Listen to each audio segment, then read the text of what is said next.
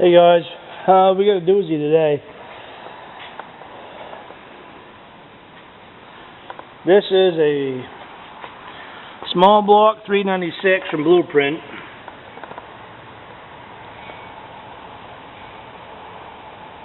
You can see it there. It's a Blueprint crate motor.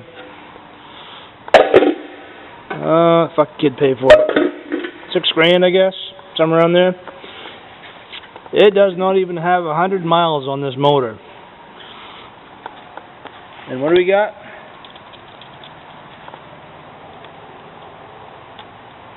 Two broken springs.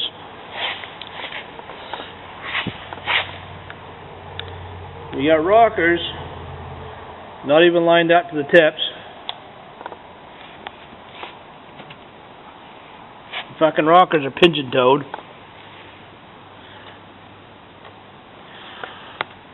Now, what? Can't get a hold of Blueprint because this thing has a warranty for so many miles or months, whatever it is. I don't know. But anyway, you get a hold of Blueprint. Their solution to this, and yes, this was running while the springs broke.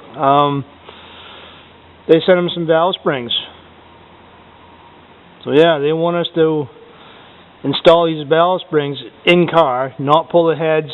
Check to see if if piston hit the valve or nothing. They just want to do this cheap as fucking possible and install another set of cheap ass springs on this motor.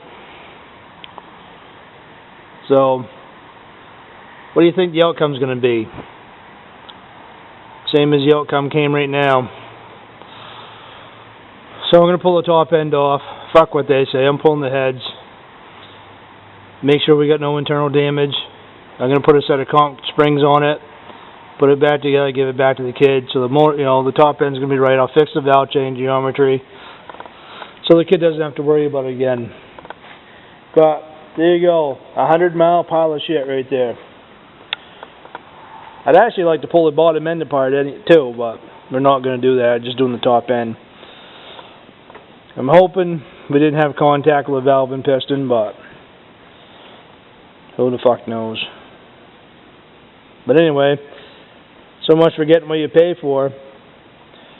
I think I've mentioned it before in a video that the Blueprint motors they're a bunch of fucking parts bought, put together. They're nothing special. Yeah. Here's the springs, by the way. Here's how they come.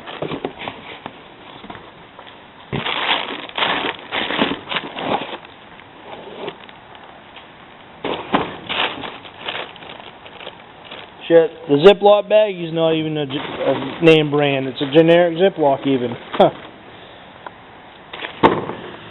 So, anyway, I'll have more once I pull the fucking heads off. I'm swearing. I don't know. I'm just not in a good mood today. I'm trying not to swear in my videos because too many little bitches bitch about it. Like you've never heard the F word before. But anyway, I'm trying to watch it. Sometimes it works, sometimes it don't.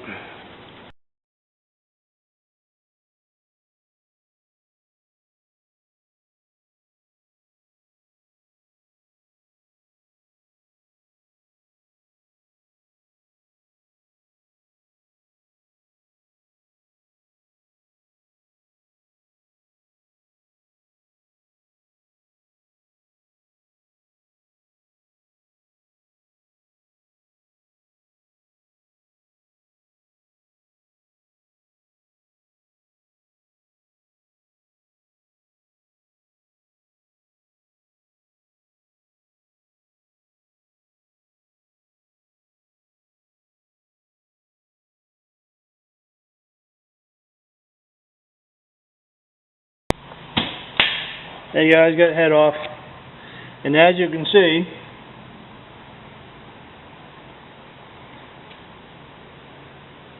we have contact. So, yeah, the valve actually hit the piston, or the piston actually hit the valve, however you want to say it. So the next step is to pull the valves out, at least that one that contacted, and see if it's bent.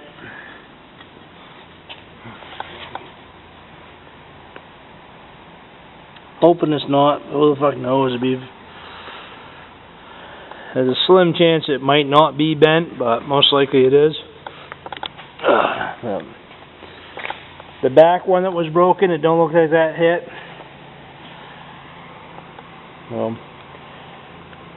Anyway, once I get the other head off, get the valves out of this, see if I'll let you know if it's bent or not. Swap the springs. I have to measure up the springs and see what I need in order to set. And the answer is getting comp springs, or at least K-motion springs, something other than these.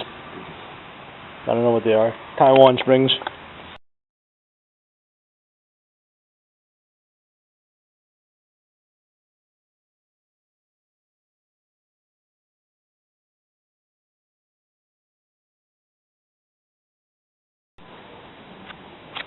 Okay guys, we got the springs.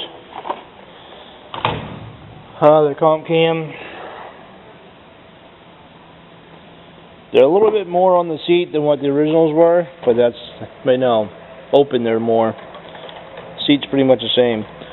Open they're like 10 pounds more, which is not a big deal. In fact, it might even help it.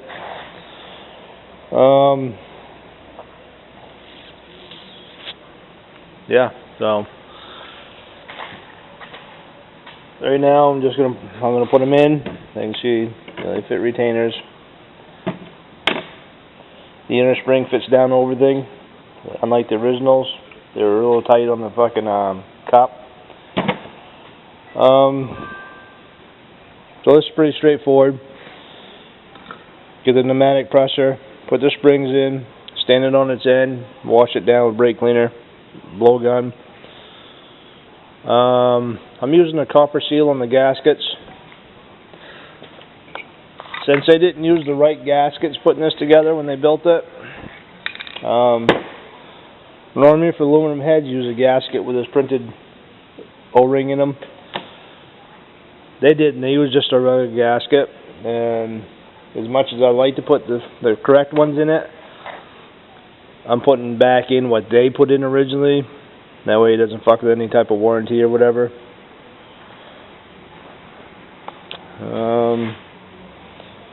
Yeah, I guess that's it. So I'm going to throw the springs in this.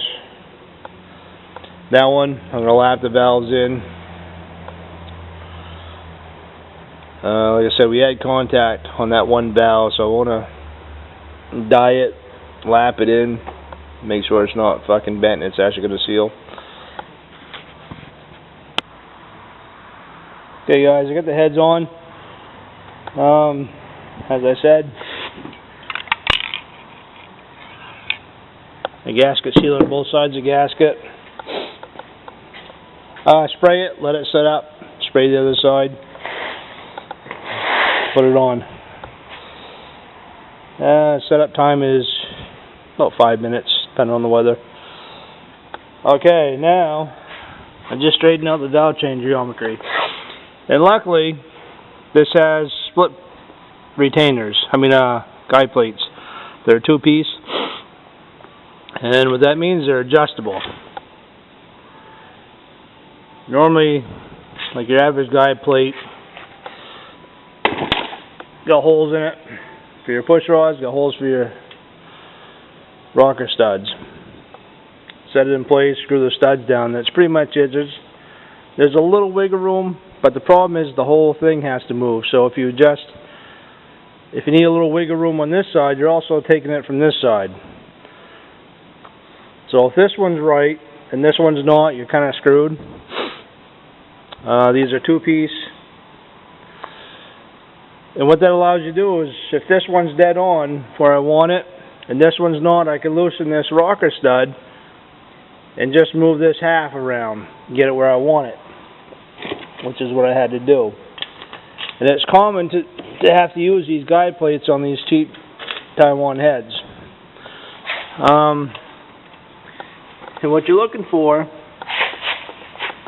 is when you put your rocker on, you wiggle it side to side, and you don't want your roller off your valve tip. Like say that was way over here, I could loosen that guide plate and scoot it that way, and that would roll that rocker right over. So as you can see,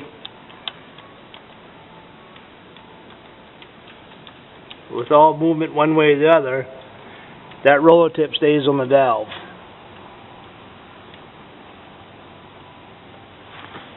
So just got to tighten them down, and that's where they're going to live. Then I got to adjust the valves. Okay guys, I'm doing the last cylinder for the valves. Now what I like to do is wind the lock screw out of the nut, and that'll allow you not to get confused. You'll know which ones you've done and which one you haven't.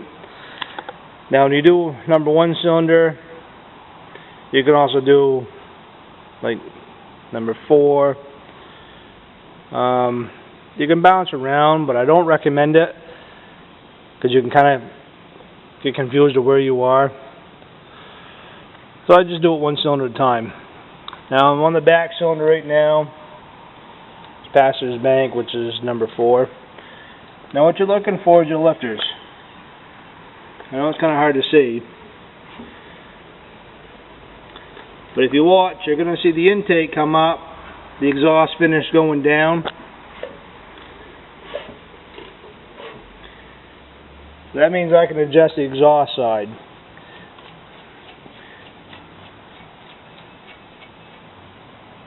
And what you want is the up and down movement out of it.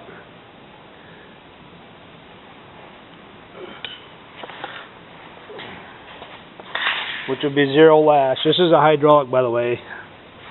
If it was a mechanical, you'd have to put a feeler gauge in here and set it to the one that you want it to. But this is hydraulic, so what we're looking for is just a little preload, like 20-30 thousandths, which is that lifter cup dropping 20-30 thousandths down into its light away from the clip. Now we're at 0. What I usually do is about 3/4 of a turn. Now you lock that screw, and that one's done. Then you roll the motor over till the intake closes, and the exhaust is opening. Once that exhaust is about half open, then you can adjust your intake.